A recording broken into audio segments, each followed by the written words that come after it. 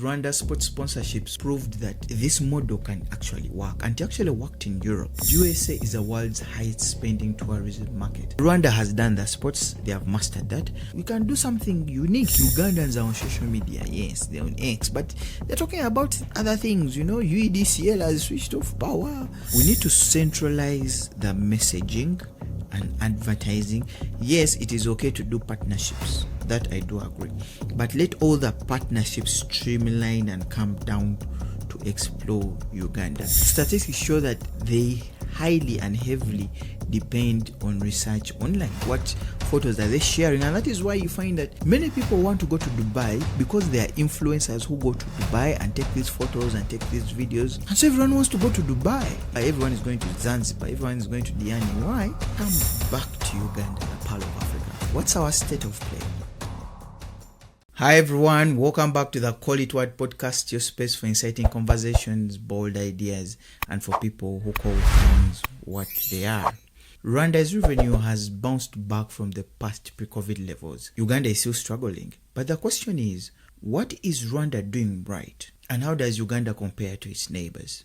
Collectively, East Africa welcomed over 7 million international visitors in 2024. These visitors generated a revenue of over $9 billion United States dollars. In the region of East Africa, tourism contributes to 10% of the GDP. Now, you should know that Africa has led globally on the tourism recovery with about 12% of arrivals in 2025. While 12% is a very good number for Africa, and it's also a promising number as well, let us dial down and focus on East Africa. And these are the numbers of the East African countries. In Rwanda, they got 1.36 million visitors. They raised a revenue of 647 million United States dollars in 2024. And this is, of course, already above the 2019 levels. Tourism contributes to 9.8% of the GDP of Rwanda. Uganda, we got 1.37 million visitors. We actually generated a revenue of 1.28 billion United States dollars. The Visit Rwanda campaign launched in 2018 with sports sponsorships with Arsenal, PSG, Atletico de Madrid, and now we are seeing an expansion towards America with the LA Clippers in the NBA. We are seeing them with the LA Rams in NFL in 2025. The Visit Rwanda logo will now appear on the LA Clippers and the LA Rams practice and training jerseys. Branding on LED boards and in-stadium big screens at the Crypto.com arena for the LA Clippers and the Sophie Stadium for the LA Rams. That means constant visibility to live audiences. As if that's not enough, there is going to be integration into both teams' social media channels, YouTube channels, behind the scenes, Instagram, Facebook,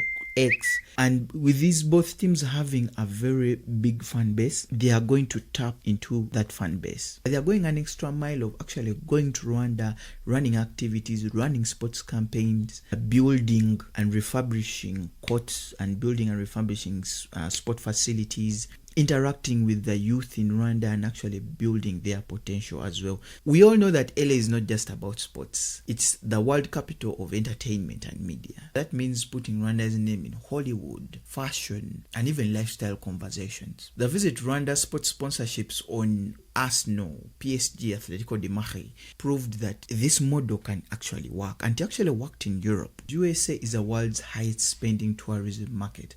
An outbound tourist from the USA spends more per trip than an outbound tourist from Europe. Now, aside from that branding, let's talk events. Every single month there's something that is happening in Rwanda. There was gorilla naming where we saw Naomi Campbell go to Rwanda. We saw Will Smith go to Rwanda. We saw Bukari Sanya go to Rwanda. We saw Flamini go to Rwanda. These influential names carry credibility. Recently, they had the Union Sacrée Internationale. Excuse my French. So these are the organizers of the Tour de France, okay? In 2024 alone, there are over 50 international conferences that were happening in Rwanda. Rwanda invests heavily in their tourist experience. E-visas, you get your visa before you actually touch Rwanda so that you avoid the long lines in airports. We all know that they do have good infrastructure, especially the infrastructure that leads to the tourist destinations. In 2022, their revenue was 450 45 million United States dollars, and they almost doubled that in 2023 with about 624 million United States dollars. They also did a plus in 2024 and they raised about 647 million United States dollars. This increase in revenue has created over 100,000 plus jobs. So now let's come back to Uganda, the Pearl of Africa. What's our state of play? Because we have half of the gorilla population in the whole world.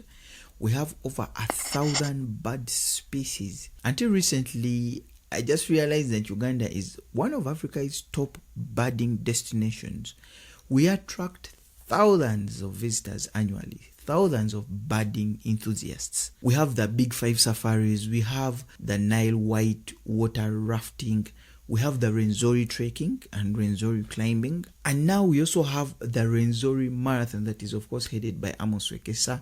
He's really doing a good job on that.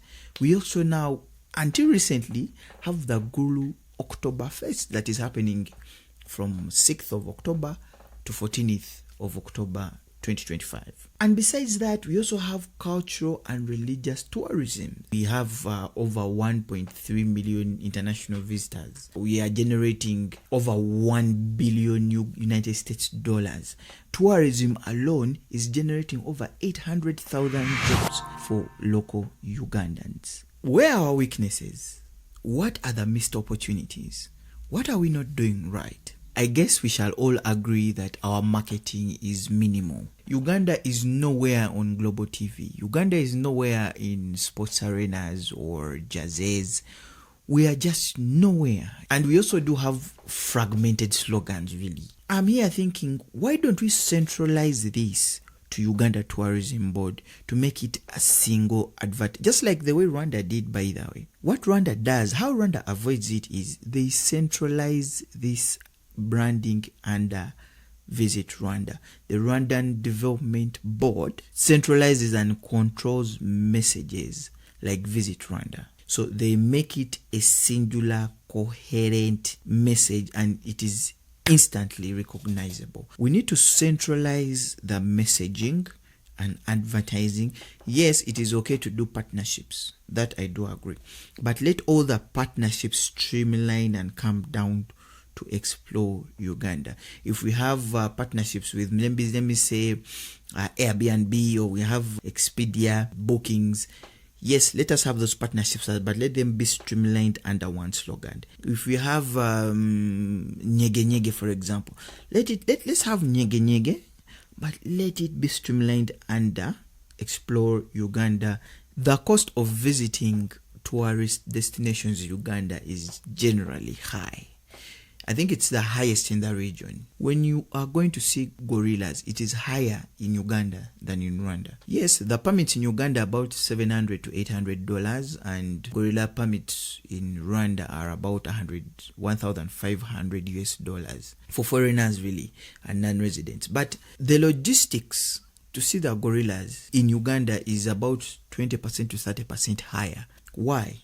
Poor infrastructure, accessibility. In Rwanda, the roads to go to see gorilla trekking is just a smooth sail, tarmacked, clear. And can we talk about our inconsistent standards? You are going to tell me the best lodges in the country here in Uganda, when you go to Kenya, when you go to Rwanda, when you go to Tanzania, that's the bare minimum when it comes to standards. Like, that's the bare minimum. Like, you find what we are charging here as, let me say, VIP, for example. There it's like a standard room, It's a standard room and it's actually affordable. The inconsistencies that we have in Uganda, but we need to work on that as well. And also Uganda, we need to just improve on our digital campaigns. And our digital campaigns are very weak. Ugandans are on social media, yes, they're on X, but they're talking about other things, UEDCL has switched off power. Well, those are also important things, but when it comes to tourism, we need to have, there are very few influencers, but shout out to those influencers that are doing a good job out there and pushing tourism. We are not tapping into these young people. Statistics show that they highly and heavily depend on research online. Going to see what influencers on TikTok talking about, what are people on Instagram talking about, what photos are they sharing, and that is why you find that many people want to go to Dubai because there are influencers who go to Dubai and take these photos and take these videos, and so everyone wants to go to Dubai. But no one knows that we have a gem in Uganda. Everyone is traveling to Dubai. Everyone is going to Zanzibar. Everyone is going to Diani. Why? Because there is a very big influence on social media. The young people are now looking at, okay, what's the hottest destination? And aside from the influencers, we need to also focus on celebrity tie-ins, okay? In 2018, Kanye West and his wife Kim Kardashian, they visited Uganda. And I feel like we as Ugandans did not capitalize on that. Beyonce went to the Serengeti. Will Smith went to the Serengeti.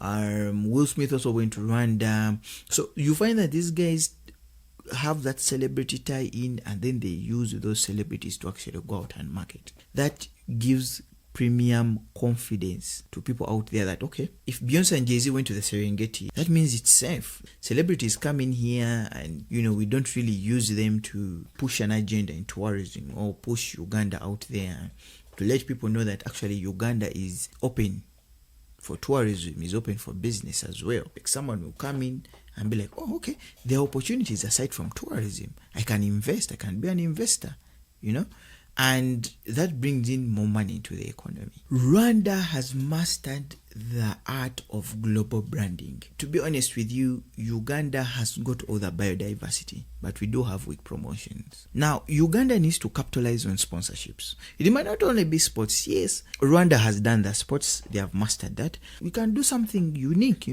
We can sponsor maybe like Coachella, Lollapalooza, or we can do Glastonbury, They sponsor stages, for example. Joshua Baraka can be an example. He's doing these shows. He has access to Coachella. Sponsor him to go there.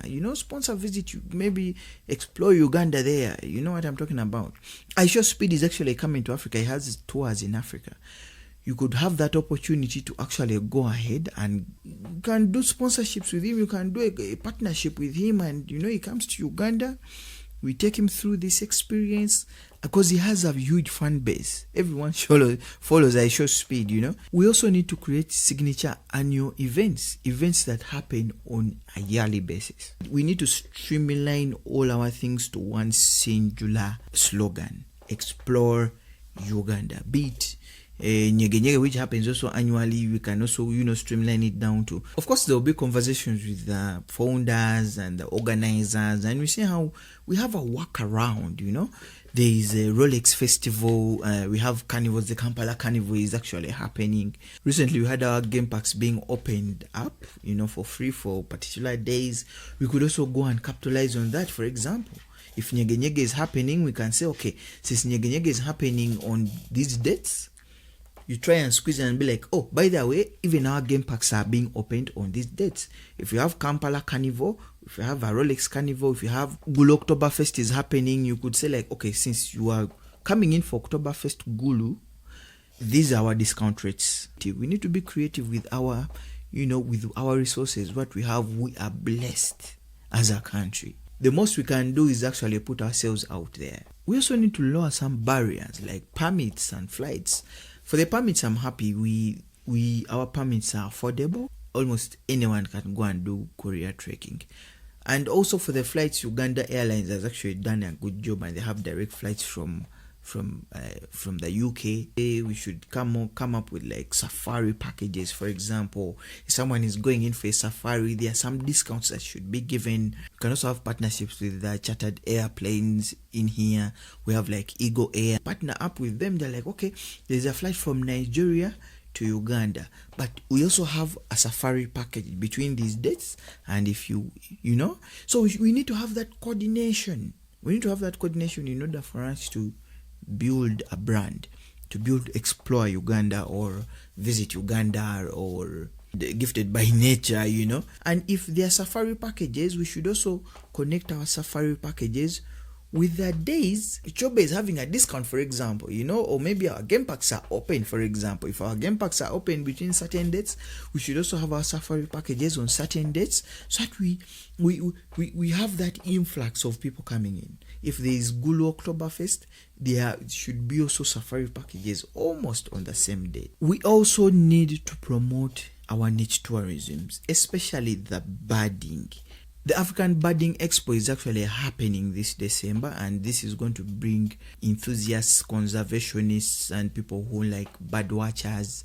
This is an opportunity for us to actually capitalize. So you need to have discounted flights, like for example Uganda Airways. Have a safari package, or maybe you have the African Birding Expo package. So that when someone is coming in, they're like, okay, I have a package on my flight, but I'm also going for the expo. It's going to be easier for them to access. I know we are focusing on profits and where am I going to get, but we're looking at a long game. We're looking at how do we have that snowballing effect? How do we have it running? It reaches a time where we even no longer need to do it.